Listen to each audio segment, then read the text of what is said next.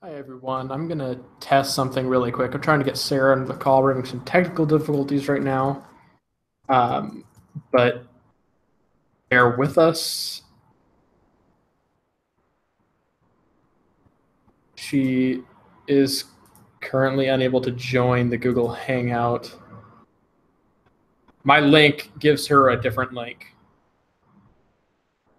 or puts her into a different video. So we are waiting on her. She should be here any second. I just sent her the new link.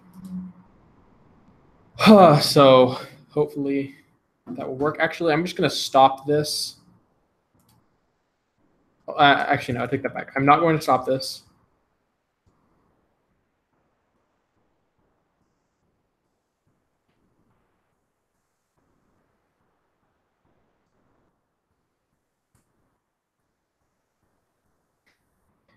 Um,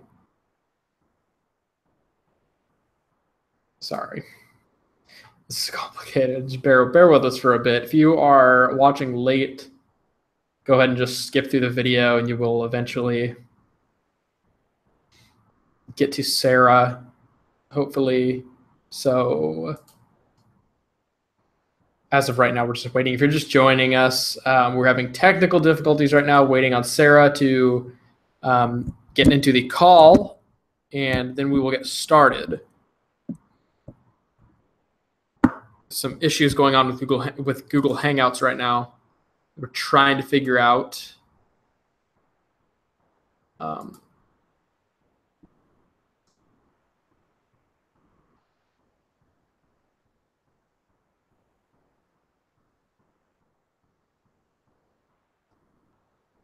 So if you're just joining us, I know we're getting a lot of people in here.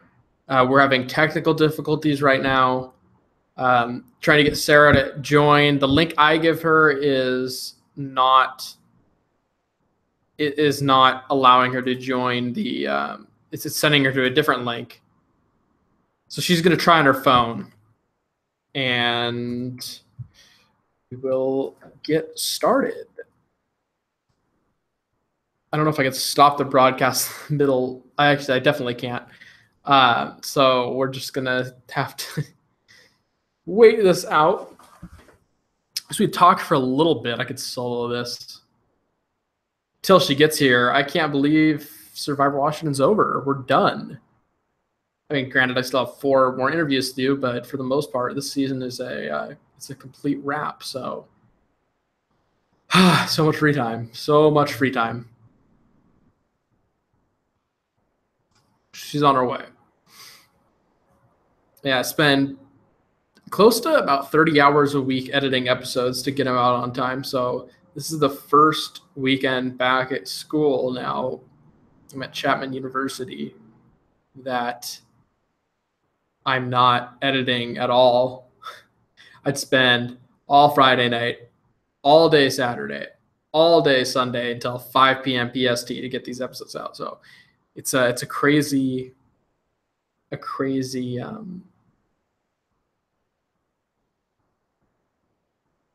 thing. Just have so much time. So if you're just joining us, Sarah is on her way. She will be joining us. We're having technical difficulty. Oh, there she is. Hey, Perfect. there we go. Just discussing. Sarah, hello. This is the first time that we are completely winging the introduction as you join in to the chat. So everybody gets to see our reunion. Yeah, I had everything set up to work with my iPad, and then it just did not want to work. Well, you're here. You made it. Yes. That's a good thing. I'm glad. I was soloing it and was not doing well soloing it, so I'm happy you're able to take the spotlight with me. Ladies and gentlemen, our 4th place Survivor Washington contestant who, what's the tag? I want to... Technologically disadvantaged. I don't know. Technologically disadvantaged. Physically extreme force to be reckoned with and seen in our challenges that we will talk about tonight. Sarah Marie, how are you doing, Sarah? I'm doing well. We just got our bonus checks at work, so I'm riding pretty high right now. So. Yes, perfect feeling to get started into this interview. High hopes high spirits. Yes. Okay, Sarah. So you're the first interview now we've had where there's been nothing going on. I mean, it's over. It's over. The season's over. I don't have to worry about spoilers. Yeah, you don't have to worry about getting spoiled or spoiling anybody else. You can say whatever you want. So there's some freedom there. There's a lot of freedom there. Yeah, I'm excited. So, Sarah, we talked briefly at the reunion, and what we were going to discuss got cut off. But going into Survivor Washington, and like we said, I don't know if we've actually clarified this or if this part got cut off as well. You were a very last-minute contestant on the show. Yeah, and it was totally kind of random for me too. I don't usually check the Facebook messages. I don't usually check the other, like the ones who are coming from not friends.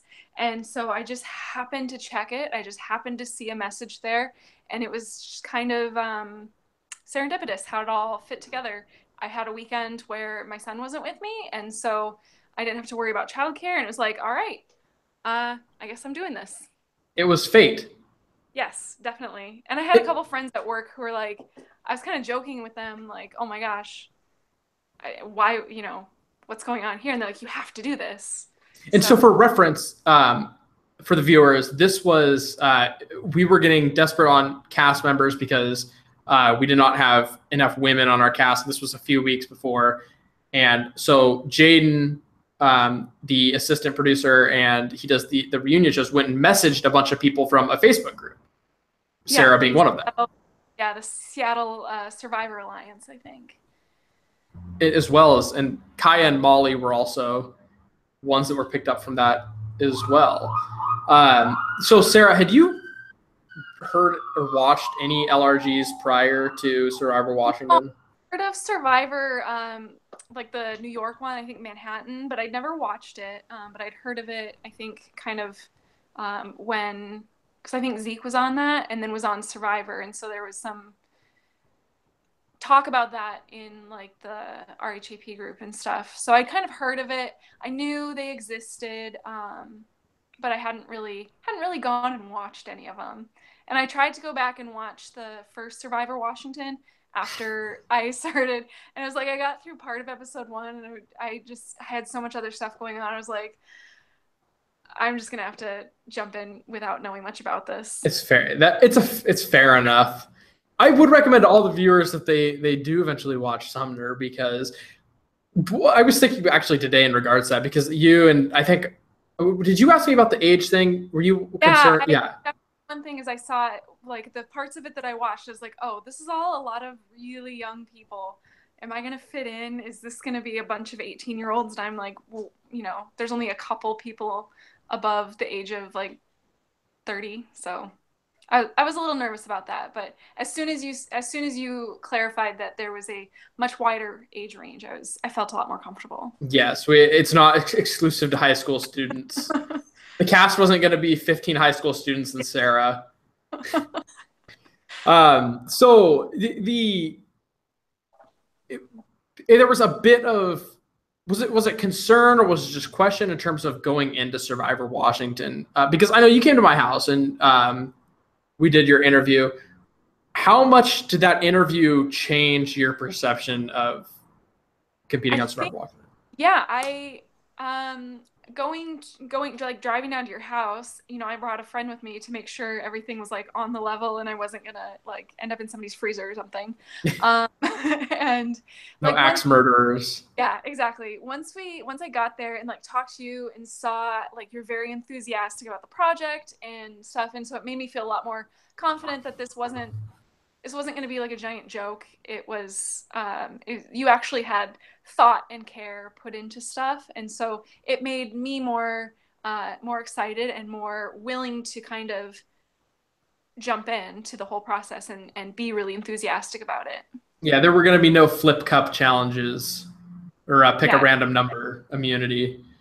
Yeah. And so for what I want to share from this the Meet the Cast interview was after your interview, because prior to this I had done Sheree's interview, who was my aunt and I had done, Emma's, who's a very close friend of mine. So yours was the first interview that I was unprepared for, in the sense that like I didn't know, this was the first person ever that I didn't know I think that I was doing the interview of. We had emailed like 3 or 4 times, and that was it. Yeah. So. Bare minimum communication. But afterwards, after your interview, I went back and I told my mom, who has done so much work for this project, and I said, this is going to be the real deal. Like, this is going to be a bloodbath. These people are going to be into it. Like, if we were able to message some random woman online and get her to come to my house and get her to do this thing, and she's like this into her Meet the Cast interview, she sounds this good, and she's able to articulate the things that she articulated in her interview, my God, this season is going to be a bloodbath. And that's from that point on, I was like, this is serious. So prior to Survivor Washington, any prep, any planning, anything of significance before getting out there?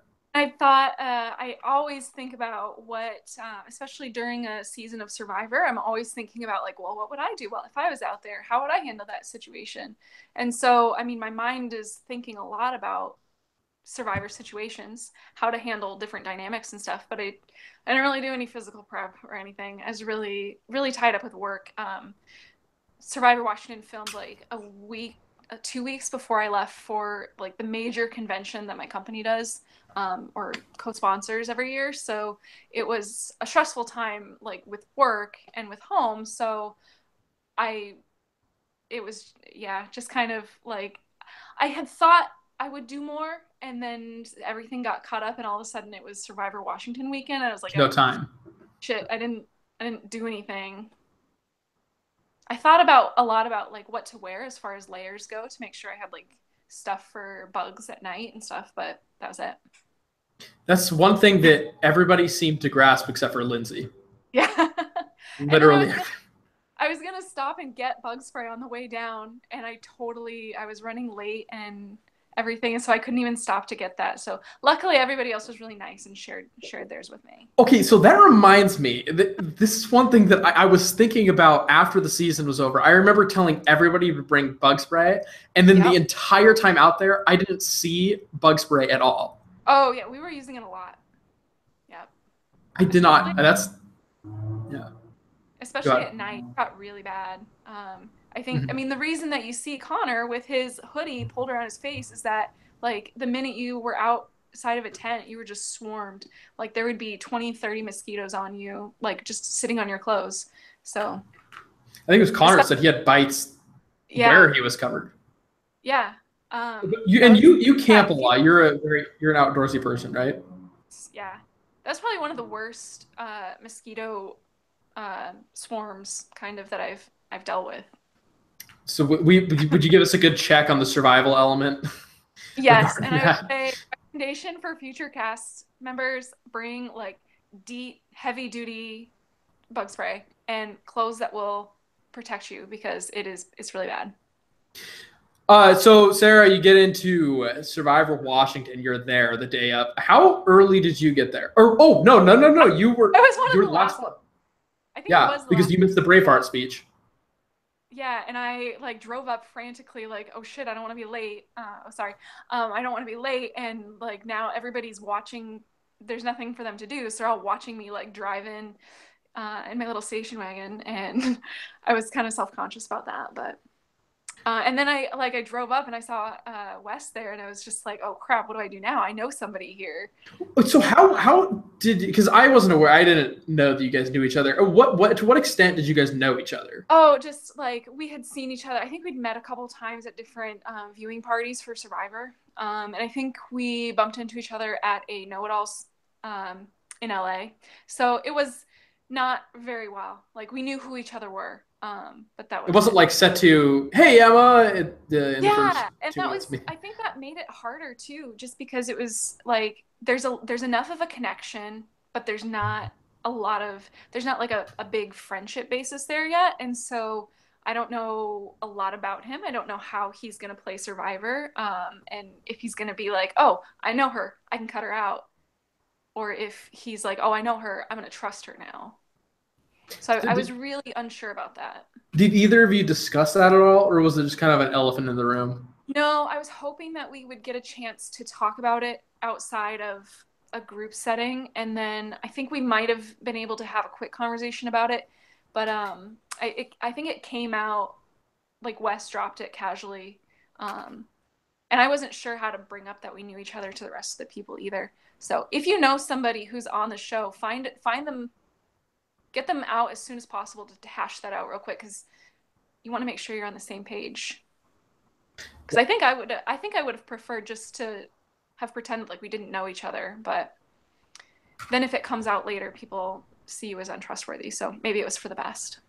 And even bigger recommendation: if you're just delete everybody you know it's a Survivor fan, because you bet your ass if you want to be on the next season and you're going through casting, I am going to be digging through your friends like crazy. It's hard. I think it's going to be hard because so many of the really intense fans who want to do the live games know each other. It's unavoidable. Yeah, already part of the community. Yeah. So. Anyways, Survivor Washington, the Wes and Sarah relationship, but apart from Wes, what did you think about the rest of the group as you got there? I was really excited as soon as I saw like just so many different kind of types of people, that it wasn't, even though you had already said it, I was reassured when I saw people out there that it wasn't all super, super, I don't want to say super, super young, but it wasn't all 18-year-olds. There was a wide range of people out there. So that made me feel pretty good right away. And then, of course, you're just standing around waiting for, stuff to start. And you're just like already trying to fit people into like who you think they might be, who you might want to work with, which is silly because you've never even talked to them. Yeah. But I think it's kind of natural to try and do that. Right. Any first ideas on working with people that didn't work out or didn't go through? I mean, some of it was just that they ended up on different tribes. At one point, all of the women went to the bathroom. You're at your grandparents' house. Right. I remember that. I remember that being like, That was so gracious of them, though, to be like, hey, before you have to go use a porta potty for the rest of the weekend, get one less chance in the bathroom. And so it was just like, I think I saw Kitty and Lindsay and were like, thought they looked like they would be great to work with, but then we were on different tribes. So I remember. Did Emma and Lindsay talk in that time when you guys went to the bathroom? Nothing about the game. It was just pleasantries. Yeah, because I know. Trying good. Of course, yeah. I know that nobody taught game. Just like, I remember looking and being like, if Emma, I just didn't want anybody to say they had any kind of relationship with me. And the second I saw Emma and Lindsay talking, because I know that they know each other, because when I'm with Washington, I'm always with Emma. When I'm in California, I'm always with Lindsay. And so when I saw those two get together, I'm like, crap, this is all completely out of the bag now. They're going to be saying, oh, she's Hunter's best friend. She's going to get, or he's going to bring it for her. And there's going to be all this kind of stuff, but whatever. You guys were fine. You guys were good. But so you get in the game. What did you think about your tribe starting off? Did you think that you guys were going to be as dominant as you actually were? I mean, there's a lot of kind of bluster, like fake it till you make it going on, where you have to be confident with your tribe. And then especially after you start winning, then you start to believe it. That first loss where we ended up voting out Molly was really hard, because I think we all went in and we were like, had a lot of confidence just because you have to, and then lost, and that was hard. But once we started winning, that felt a lot better. To what extent was the Molly vote like discussed? Like, to what extent was everybody like, yeah, Molly, we're doing Molly? It was so crazy, the whole thing with the does she have the idol clue or whatever, and at that point I did not care if it was true or not. It was just not me that was gonna get voted out. So I felt it felt a little overly concocted, I guess, the whole thing between, does Erica have a clue, does Molly have a clue, what's going on, but it wasn't me, so I didn't care. The drama wasn't focused around me. And we see that strategy a lot pull off pretty well throughout the rest of the game. Yeah. So, And then oh, go ahead. and I had gone in thinking that Molly looked like somebody I could possibly work with. I mean, everybody kind of did.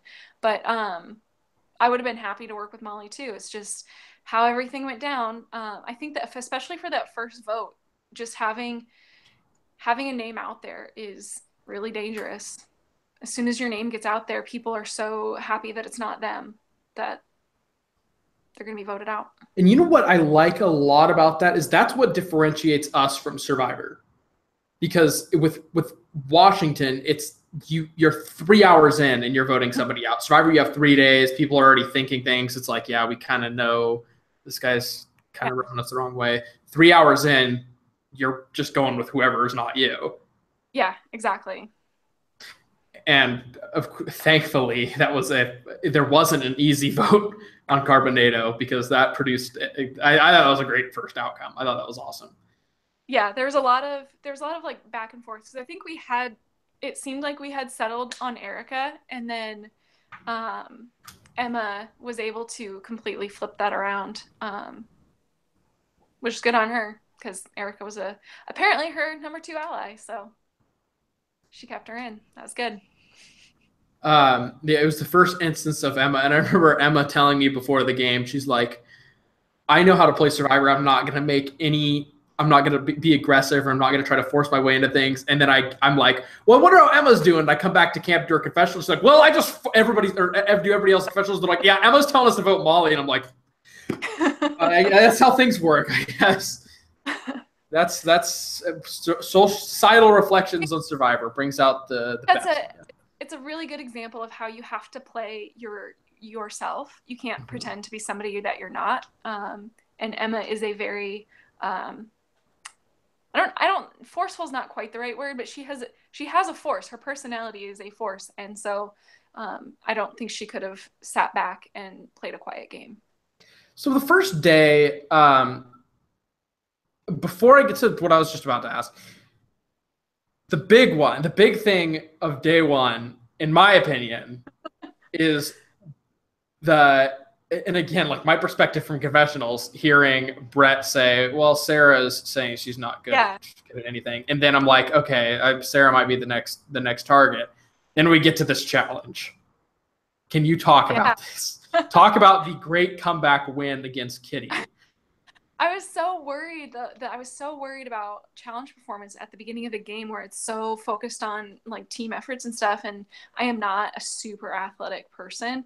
I do backpacking and I do some trail running and stuff, but I'm not a D1 athlete by any means.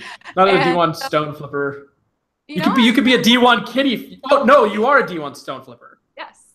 And you're a D1 kitty flipper too. So I was really and D1 ball puller. I thought the group challenges were gonna be like that was gonna be where I would get voted out, was for that. And I come from a background where, you know, you have to be humble and you can't talk about being like proud of anything about yourself, and you know, because you know, pride goeth before the fall or whatever. And so that's something I've been getting over. But you know, if you point out how you're great, that's only an opportunity to fail. That's not how I view things now. That's definitely one thing that I've learned from Survivor Washington, is being a little bit more confident in being able to say, yes, I'll be good at this, or I should be good at these things. So that's interesting. So because that's a very, I don't, not arguing on it, of course, but could you just elaborate more on why that's hurtful in terms of going in and downplaying yourself vocally? Because I know that's a strategy that a lot of people try. Yeah, for exactly the reason that Brett pointed out, which is that if you're not your own cheerleader, then no one else is really gonna.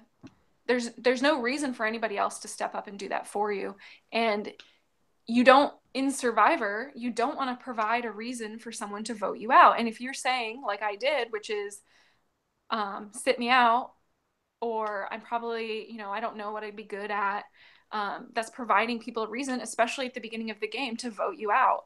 Oh, well, if they don't think they're good at anything, like, let's get rid of them. So I got very lucky in that I made it through those comments. I think that could have easily sunk me, especially if I hadn't been able to prove that I could do some of those challenges. Where did your loyalties lie on day one? I know there was a Um, lot going along, and it was hard to yeah, articulate the Carbonado alliances. yeah. I my loyalties lied with myself. Definitely. Like I was ready to switch up whatever I needed to switch up. I felt like I was going to be going forward with Erica and Emma. And props to Emma again. She definitely made me feel like it was like I was her number two and not Erica, that it was Emma, me, Erica. And so I think she did a great job for a good chunk of the first portion of the game, making me feel secure with that. I also knew I couldn't go to the end with her, but yeah. So I think there was a period of time where I felt like the best alliance I had was probably with Wes. Um, but then he started really pursuing the idol, and I could see the shift happen at camp where people were getting nervous about that and really calling that into question, how much he was looking for the idol. And then I like backed off, switched. I could tell that my game would not be served to continue moving forward with him, so drop it like a hat. And I wish I was able to do a better job showing that. That's one regret that I have in editing is I wish I was able to show that because I thought that was solid how you were able to move past that immediately and be able to Yeah. bond the under the radar anybody but me strategy worked out super well. I think both you and Setu, while Setu's was certainly more not game oriented, you guys both had I think probably two of the most solid gameplays the first day out there just because you were able to go with the flow of things. Mm-hmm. But so day one, anything else? Was there anything that we skipped over that you wanted to discuss? Stone flipping. Did you want to talk about that? The Um, great yeah, challenge. that was just brutally exhausting. I can't remember if I've said this at the reunion or not, but it was so exhausting to run around and flip those tiles that by the time Kaya and I were wrestling over it, I was like, I told her if she had knocked it out of my hand, I don't know that I could have gotten up quickly enough to catch her to prevent her from winning. Like it was, I think, a lot closer than she realized. But because it was exhausting to put that much effort into going head to head against somebody after trying to run around and flip those tiles. But every time, I think both with the Kitty one and the Kaya one, we'd gone through the full cycle of people, and then it was like we're gonna random draw for the last pair ups, if I recall. And both times I was just like, okay, not me, not me. Just please don't let this run. And then it was my number, that came up, and just that sinking feeling of like, please don't let me lose this for my tribe. Yeah. And I mean, it feels amazing to win um, in that situation, but it's also kind of a roller coaster of just emotion. Yeah. Day two. Anything from the night that wasn't on camera? Middle of the night Um, of day one, day two. That cross for the tribe swap. I think right before the tribe swap, I think we were all pretty much on board with voting out Wes. It was if we went to tribal council, we were going to vote out Wes. And then you woke us up in the middle of the night. That was not fun. Expected, of course, I would assume. Right? The I the I didn't. swap. I wasn't. We were all talking about whether or not we would swap and if we would merge and stuff. There's not. I mean, there's a bunch of downtime when you're winning challenges where you're not going to tribal council and you're waiting for everything else to happen. So there was just a lot of chat about if we would tribe swap, if we would merge, and I did not expect it at 3 a.m. or whatever. You get swapped into your tribe. You beast the ball challenge. But so the big thing about I think about the swap is the decision to vote out Brett, and a lot of Mm-hmm. people have put that into question. And so I of course want to give you an opportunity to justify that or talk on that. But to begin, were your intentions? Did you think immediately after the swap that you were going to end up voting out somebody from your tribe? Nope. I was immediately when we swapped and it was even numbers from each tribe. I was really I spent a lot of time thinking about how that could go down because um, I didn't I don't want to do a tie. I don't want to have the possibility of rock draw or anything like that. I think that like my survivor philosophy is that the more people that you can the more of a unanimous decision it is, the better. So I wanted to try to get somebody voted out who wasn't me with as many votes as possible to make sure that they left. And I really did not want to vote out Brett. I really enjoyed having him in the game just from somebody who I felt comfortable talking to. And so it was really difficult to decision to make to vote him out. But I at that point in the game, I already knew I could not keep going with Emma to the end because I felt like she would win hands down if she made it to the final two. So I felt like I needed to really shore up that alliance with Lindsay and Kitty to make sure that they trusted me um, to include in their alliance. And so I felt like if I was willing to sacrifice Brett, then that would ensure their kind of alliance with me. And also I felt like Brett was more dangerous to my game than Satu was. And so I felt like that was at that time the best decision.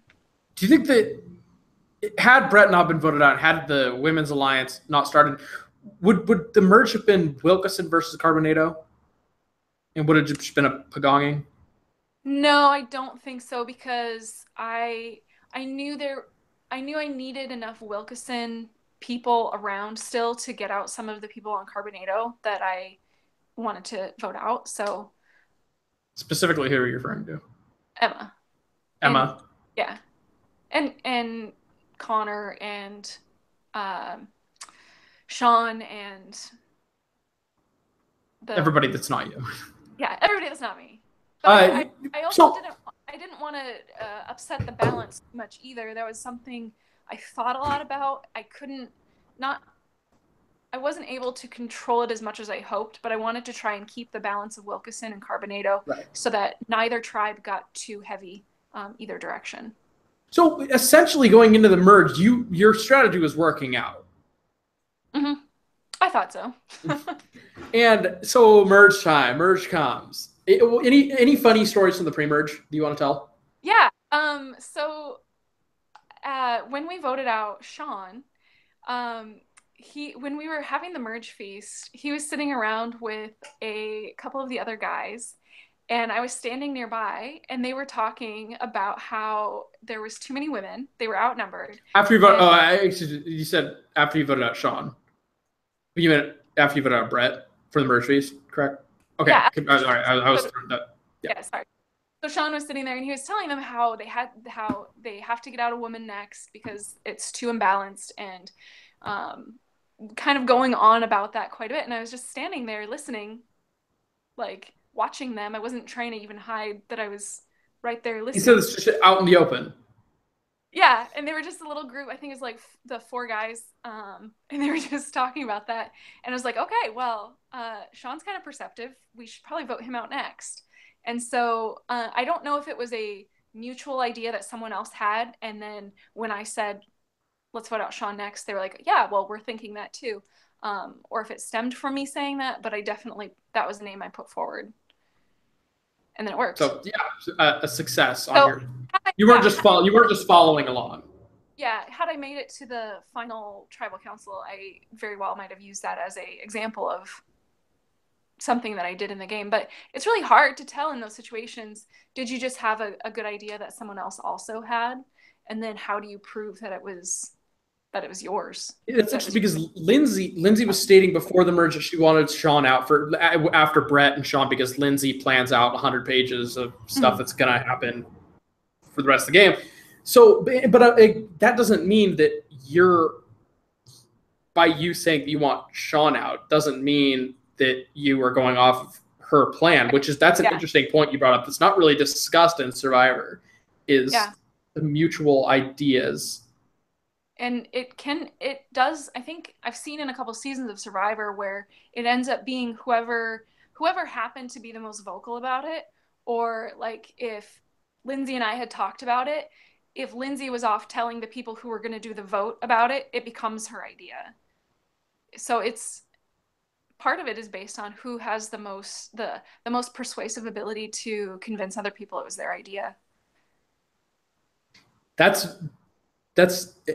interesting, and that's very complex, and it's I feel like philosophical. I feel like we could sit here and like have long beards and bald head and like big books, and I get really into philosophy and ethics and all that stuff, so I could sit here forever to do that. But it's so interesting. It's so interesting to think about. So the another thing that was brought into question was, and you touched on it briefly, but the next vote, you voted with Erica, Emma, and Satu, and voting out Stefan instead of voting with Emma. Can you give me what was the plan there? What was your right? That was the vote where Emma played her idol, right? Yeah. So right up until we were just about to leave for tribal council, I was 100% on board with taking the opportunity to get Emma out. I was totally planning on voting for Emma. And then she said, "Hey, I have an idol. I wonder if I should play it tonight." And started talking about whether or not she should play her idol, how nervous she was feeling, did she want to use it? And I realized really quickly she was going to play it. If she was smart, she would play her idol. And there was no time to talk to anybody else about it. And so I knew she wasn't going to go home, and I didn't want to be on her bad side or show that I had broken her trust. So I knew they were going to vote for Stefan. So I immediately flipped that. At tribal council, I was trying to tell Lindsay that she had an idol. It was not going well. I could not get the message across, and Emma kept kind of turning around and looking. And so I was trying to be very cautious about how things appeared. And finally I just kind of gave up. I realized at one point that if Kitty was the person who had come up with the idea to vote Emma out, then I was just going to have to let her vote for Emma and watch it all happen. Like at some point I can't take responsibility for this anymore. I've just got to let it happen and know that I'm going to vote the right way. That's solid. I have no further questions, and unless you wanted to expand on that, that was a very solid analysis. Like you even called us out at tribal council. Yeah, I remember you guys talking. I remember you guys discussing. That was like one of my favorite. Was it that tribal council? Yeah, because I was trying to warn Lindsay that Emma was going to play her idol. But okay. I definitely remember because I just didn't remember editing it, but I do remember going back and editing and making sure that your faces were in. Yeah. Because I'm like, oh my god, this is so good. Because that whole tribal council to you to Lindsay and Lindsay to Kitty, and Kitty's looking at Stefan over in the other corner. That was amazing. That was probably my favorite moment at tribal council in Survivor Washington. So after that, you get back and Emma shows you. Oh my gosh. Yeah. No, so even before that, we come back from tribal council, and I am just so panicked because I was panicked that Emma and I were going to be on the bottom because everybody had voted for her. Everybody but like me and Erica had voted for her. And so that wouldn't that mean we are on the bottom of the tribe? And we get back, and Lindsay and Kitty are just falling over themselves to apologize to Emma. And I was just like, wait, we're not in trouble for this? Oh, okay. I got to roll with this because I thought we were going to go back into camp, and Emma and Erica and I were going to have to do a lot of work to get back into people's good graces. And it was completely the opposite. I was so shocked. Why is that? Why did it result in that way? Is it I because of don't Emma's power, or is it because Lindsay and Kitty were paranoid? I think it was Lindsay and Kitty were paranoid that she was left in the game when they thought she was going to get out, and so they were worried about that. And in my mind, it was like, oh, just vote her out next time. We're on the bottom now. We just showed we weren't loyal to the plan and of voting her out. So yeah, it worked out. I mean, it worked out, I think, but The in that you, Lindsay, and Emma had established a 3-person alliance. Didn't last that long, but you and Lindsay still lasted together a while. Yeah. Was that the point where you and Lindsay decided to work together? No, we've been working. I think we had begun working together when it was the second iteration of Wilkeson. Lindsay, Kitty, and I just hit it off really, really well, and it seemed like it would be a solid group to go forward with. And then when the vote after when Stefan left, when we voted out Kitty, was another situation where I did not want to vote that way at all. I did not want to get Kitty out. At that point, I knew she was another person I didn't want to go to final 2 with. I felt like she was too strong of a player to go to the end of the game with, but like I would lose if I went with her, and I didn't come to lose. But I also didn't want to get her out that early. I felt she was savvy enough to really help my game go further. But then the tide had really turned against her, and I felt like if I voted out Kitty, that would make Emma feel more secure, so that she wouldn't play that second idol. So I was really didn't want to have to. You were very analytical with this. I mean, very precise. Yes. And then Emma, at one point, we had made a promise to each other with Lindsay and me and Emma, and I felt really bad because I knew I couldn't keep that promise, but I also didn't want to just break it. And so I was really worried about how to handle that. And then we were going to bed that night, and Emma had said she was only going to tell Lindsay and myself about the idol that she had, the second idol that she had. And then we got in the tent, and she just took it out, and Erica was right there. And I was like, wait, either you are not paying attention enough and just showed off. I think it was that. Which is what I found out later. Or you already told Erica, in which case the promise that we made to each other has already been broken. So then why did she take it out again? She's going to bed, and so I assume she didn't want to sleep with it like next to her. I don't think a compass is very comfortable. Yeah, so she was just like tucking it into a pocket of the tent, and I was like, wait, what are you doing? This is not. It's like in the food drawer. Yeah.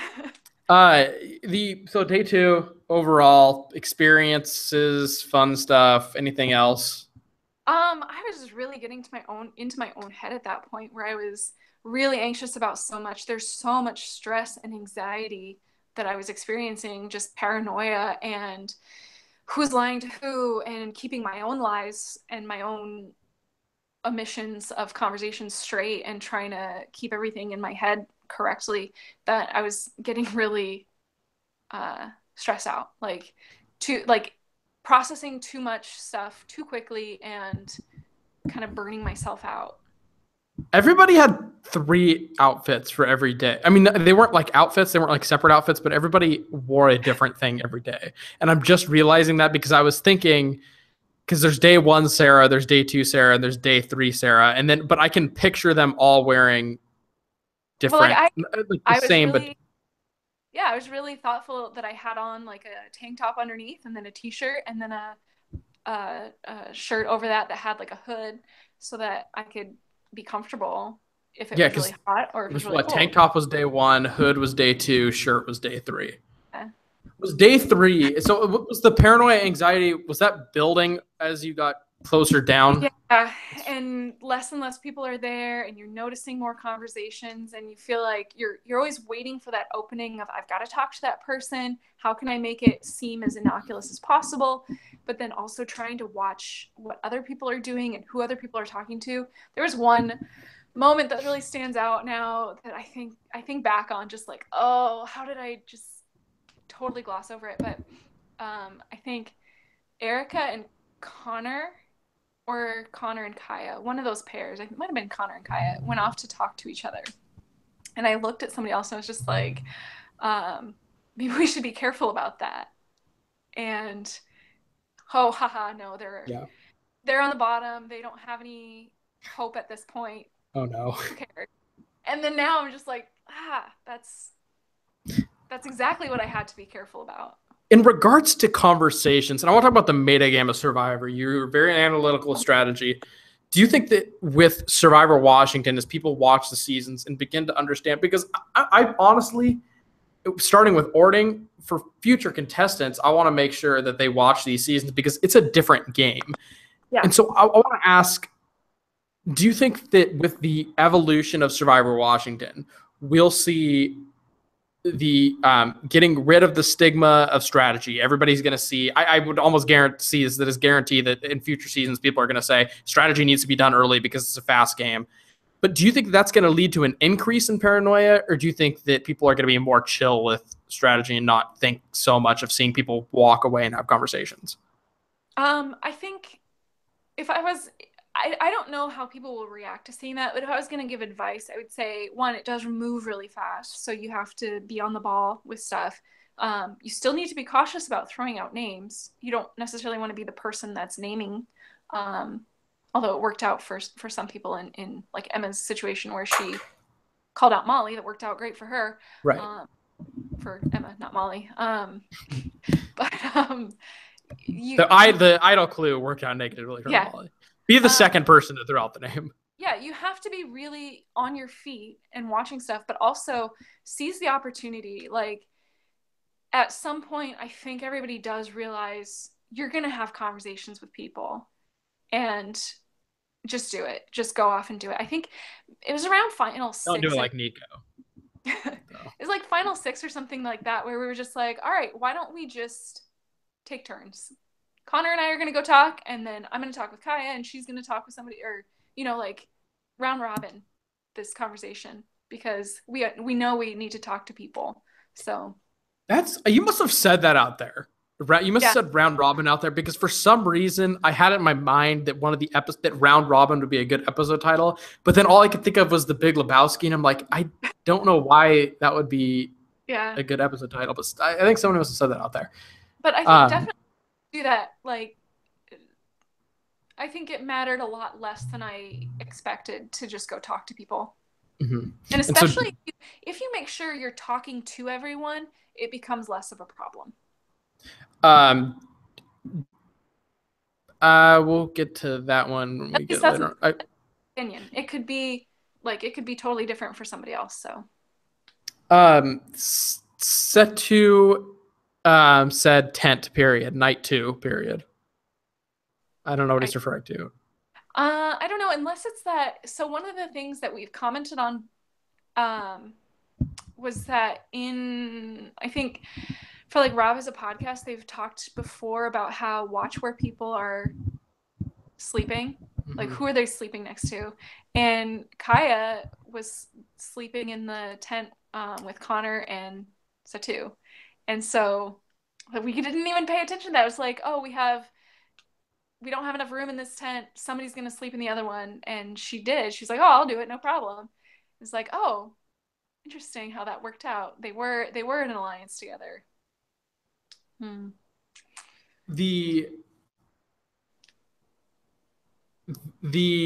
Continuing, so back onto day 3. There was so much going on. It's just to me, looking at day 3, it's just a mix of numbers and just calculations. Where I want to start by asking, where does day 3 rank on all 3 days? Prior to your vote out, assuming you're not stressful. Because at that point you're getting down to the last few people. There's there's a lot more, there's a lot less places to hide, and there's a lot more, you're really relying on your earlier gameplay and how well you set up relationships, which for with Connor and Kaya, I definitely missed that opportunity earlier in the game. I should have been better at not even talking strategy, but just connecting with them. And part of that was with Kaya and somebody else. At one point, Lindsay had said, like, oh, you shouldn't talk to them because, we don't want people to see you talking with them and think that you're an alliance Right. or whatever. And I didn't know if that was Lindsay's way of making sure I didn't form an alliance against her with them, or if she was just trying to keep an eye out for making sure that our alliance didn't get broken up or that our voting didn't get broken up or anything, that nobody else became suspicious. But that caught my attention in the game, and that was a hard thing to do, where it was like Lindsay has pointed out that I shouldn't talk to them, and yet I still think I do need to talk to them. I don't want to upset Lindsay by going against what she's asking, but on the other hand, I still need to converse with people. I don't know, it's a delicate balance. Right. And you had gone day 3, you had gone and tell the Lindsay tribal council you had voted correctly at every single tribal. And then until your tribal council, you had received no votes. And I think one thing we've summarized from this podcast is that you had a very solid game going entering into the finale. Where was it? Where did either a piece not fit, or what was it that broke the wagon? I think the big mistake I made was pushing to vote out Satu at 6. Um, I was really concerned that too many other people thought they had control of his vote, and I knew that I did not. And so I was really insistent on voting him out, and I think I think he could have gone further, and that we should have gotten Connor out at that position at that point. But you know, there's I spent a lot of time initially right after the end of the game really thinking about all the mistakes that I made or things that could have been a mistake. But I realized at some point that changing one little thing about, if we had voted out Connor instead of Satu changes the entire rest of the game. Right. So it's kind of pointless for me to try and go back and say, that was a mistake. I should have done this, because It's who knows impossible how to speculate. Yeah. The another question that was asked was, I don't like how this question is formed, so I'm going to rephrase. I'll say that the original question is, how did you let Kaya win? She was so obviously going to win. LOL. What was it that Kaya had that made that? Because nobody around I don't anyone know. saw Kaya as a threat. What was it that kept Kaya off everybody's radar? She was really good just in conversations where she was agreeable, and like, I mean, I look back and I see that she voted against where I was voting a couple times, and it did not even cross my mind it was a problem. And Is it so because she was so agreeable and she was just like yeah, she just did a really good job of connecting with people. an So aspect of also the number one survivor aspect to have. yeah, she was good. She's really good. And you see her in confessionals when you're watching the show, and it's very different from what the conversations that we were having. And I Right. also I spent a lot of time talking with Lindsay and trying to make sure that alliance was tight. And so I think that doing so, I missed out on a few opportunities to connect with Kaya and reaffirm some of the stuff with Erica, where I think we merged, and I said to her at one point, like, Erica, I am with you, but if we are connecting too much, people are going to see us as a pair. We're two original Carbonados. And so we have to be careful about that. And I just didn't manage that very well at all. I should have still made sure to check in with Erica more, especially, she mentioned in the show that I had lied to her a couple times, and it was just like, I was able to justify that in my own head, and I forgot that I needed to check in with her. Like I knew that I couldn't tell her the truth at those points because she was so closely bonded with Emma, and I knew I couldn't go forward with Emma, but I still wanted to work with Erica. So I just didn't manage that connection well with her at all. There's so many layers, and again, we come every single interview that I've done, we come back to this idea of time, and they're running out of time. Mm-hmm. There's not enough time to bond with Erica and make sure that she knows that you guys are a pair because things are moving so fast and you don't want to seem like a pair. And and everything's so complicated because of that. Yeah, and if I had spent more time making sure that I was connecting with Erica or connecting with Kaya, I could have sacrificed connecting with Lindsay, and she might have, and then that bond wouldn't have been so strong, and she might have flipped on me sooner. So who knows, right? Yeah, exactly. What ifs? It's all about opportunity costs, and so managing those. Yes, the economics of Survivor Washington. So Sarah, tribal council, going into your last tribal council, did we talk about the blindside factor and the reunion? Yeah, we did a little bit. It was one of those situations where I was really hoping it was going to end up being a 3-1 vote against Connor. I was kind of expecting at worst it was going to be a tie and we would go to a dueling challenge, whatever. Yeah. We did not have prepared, by the way. But the whole game I was so paranoid that I always suspected it was going to be me. And so when I just, the first vote got read and I just knew already it was going to be me. And coming out of go ahead. It wasn't exactly a blindside because there's only 4 people and there's only 3 options to vote out, and I knew Kaya wasn't even on the radar to be one of those, or me, so it wasn't exactly a blindside. It was definitely a probability that could happen. Interesting. Would you say that anybody who was blindsided this? I mean, people were blindsided, but was there? I mean, okay, never mind. I guess we could say. Yeah, there was a bunch of blindsides. Well, I mean, by in the sense that was there anybody this season that was thinking there's absolutely no way I'm going home with tribal council? I don't know. There was a couple points in the game where if I had gone out, I would have been very shocked because I didn't feel like I was on anybody's radar to go. But it's hard to say what other people were feeling, if they were all as paranoid as I was inside or not. What was the most difficult aspect of Survivor Washington? Managing those stress levels and just kind of, I think the challenge where we had to do those tough questions, that was like just a real blow because I had gone into it thinking that I would be better at the social aspects than the physical aspects, and it was totally flip-flopped at the beginning of the game. And then that challenge happened and I found out, like, I think you and maybe somebody else were like, did she throw that challenge? And I didn't. Like, I wasn't even trying. And so that was just a real morale hit for me.